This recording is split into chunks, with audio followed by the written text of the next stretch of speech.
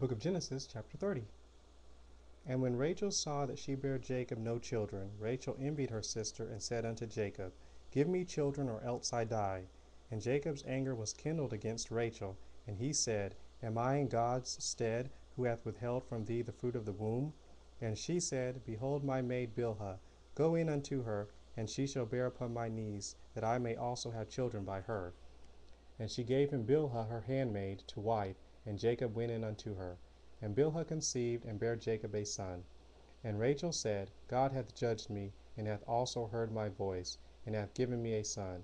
Therefore called she his name Dan. And Bilhah Rachel's maid conceived again, and bare Jacob a second son. And Rachel said, With great wrestlings have I wrestled with my sister, and I have prevailed. And she called his name Naphtali. When Leah saw that she had left bearing, she took Zilpah her maid, and gave her Jacob to wife. And Zilpah Leah's maid bare Jacob a son. And Leah said, A troop cometh, and she called his name Gad. And Zilpah Leah's maid bare Jacob a second son. And Leah said, Happy am I, for the daughters will call me blessed. And she called his name Asher. And Reuben went in the days of wheat harvest, and found mandrakes in the field, and brought them unto his mother Leah. Then Rachel said to Leah, Give me, I pray thee, of thy son's mandrakes. And she said unto her, Is it a small matter that thou hast taken my husband? And wouldest thou take away my son's mandrakes also? And Rachel said, Therefore he shall lie with thee tonight for thy son's mandrakes. And Jacob came out of the field in the evening, and Leah went out to meet him, and said, Thou must come in unto me, for surely I have hired thee with my son's mandrakes. And he lay with her that night. And God hearkened unto Leah, and she conceived, and bare Jacob the fifth son. And Leah said, God hath given me my hire, because I have given my maiden to my husband. And she called his name Issachar. And Leah conceived again, and bare Jacob the sixth son. And Leah said, God hath endued me with a good dowry. Now will my husband dwell with me, because I have borne him 6 sons. And she called his name Zebulun. And afterwards she bare a daughter, and called her name Dinah. And God remembered Rachel, and God hearkened to her, and opened her womb. And she conceived, and bare a son, and said, God hath taken away my reproach. And she called his name Joseph, and said, The Lord shall add to me another son.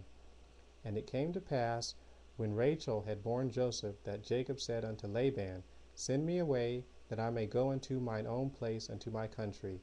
Give me my wives and my children, for whom I have served thee, and let me go, for thou knowest my service which I have done thee. And Laban said unto him, I pray thee, if I have found favor in thine eyes, tarry, for I have learned by experience that the Lord hath blessed me for thy sake. And he said, Appoint me thy wages, and I will give it. And he said unto him, Thou knowest how I have served thee, and how thy cattle was with me. For it was little which thou hadst before I came, and it is now increased unto a multitude. And the Lord hath blessed thee since my coming. And now when shall I provide for mine own house also? And he said, What shall I give thee? And Jacob said, Thou shalt not give me any thing. If thou wilt do this thing for me, I will again feed and keep thy flock. I will pass through all thy flock today, removing from thence all the speckled and spotted cattle, and the brown cattle among the sheep, and the spotted and speckled among the goats, and of such shall be my hire. So shall my righteousness answer for me in time to come, when it shall come for my hire before thy face. Every one that is not speckled and spotted among the goats, and brown among the sheep, that shall be counted as stolen with me. And Laban said, Behold, I would it might be according to thy word. And he removed that day the he-goats that were ring-straked and spotted, and all the she-goats that were speckled and spotted, and every one that had some white in it, and all the brown among the sheep, and gave them into the hand of his sons. And he set 3 days' journey betwixt himself and Jacob fed the rest of Laban's flocks. And Jacob took him rods of green poplar, and of the hazel and chestnut tree, and peeled white stakes in them, and made the white appear which was in the rods.